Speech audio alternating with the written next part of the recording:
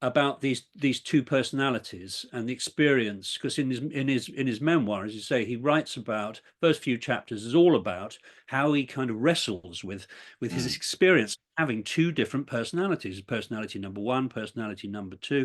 Personality number one is a kind of, I guess you could say, sort of ordinary personality. It's the personality of Jung as an ordinary little boy and then a young person and so on. It's Jung in the world, having relationships, going to school, being naughty, whatever. It's just everyday life of Jung. But then he's very aware that there's this other personality that he calls personality number two, and that personality is almost sort of almost transcendental. It connects to nature, it connects to the infinite, it connects to what he'll later realize are religious ideas, connects to what he describes as God's world, though he's not talking about a kind of limited sort of Christian idea of God there. He's talking about something much more cosmic, I think. Anyway, when he's in that world, when he's in that personality, he feels like he's a million miles away from personality number one. And as the years pass, he swings between these two personalities, really.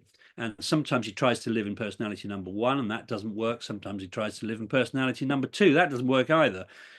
He can't live in personality number two because nothing happens. It's the infinite. It's the abstract. It's nothing develops, nothing changes in that world.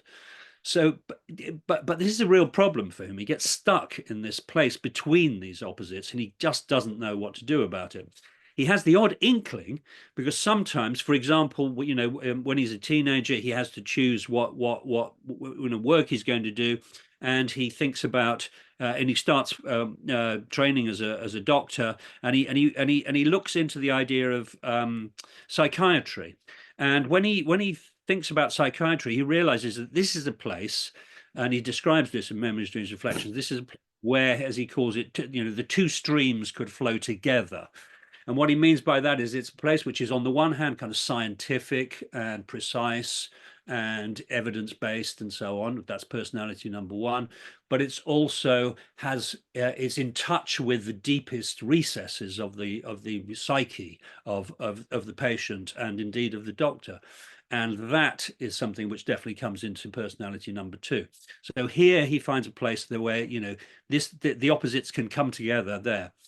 But it's a struggle for him always to manage this really strong tension between these two different aspects of himself. And eventually he has this extraordinary dream called the Storm Lantern Dream. I won't describe it in any detail, but he comes out of that dream anyway, realizing that the only way forward is to live a life where you have to exist in personality number one, because that's the bit of you that will enable you to work, have a family and have a career and be in the world, have relationships. But you should never ever forget personality number two. That has to be absolutely present as well. And there is a tension between the two, but that's okay. That's a creative tension, and it's out of that tension that the idea that he later develops is the idea of individuation, obviously. And individuation flows out of the tension of opposites, he says. It flows out of, again, an idea he comes up later is the idea of the transcendent function. And the transcendent function is all about the necessity to bring together the opposites in such a way that something new can come out of it, that you gain a new perspective on the world, which is not can't be reduced to either of the original perspectives or the original places, the original opposites. It's a new thing, and it takes you forward for a while until you meet up with the next set of opposites, and so on, and so it goes on.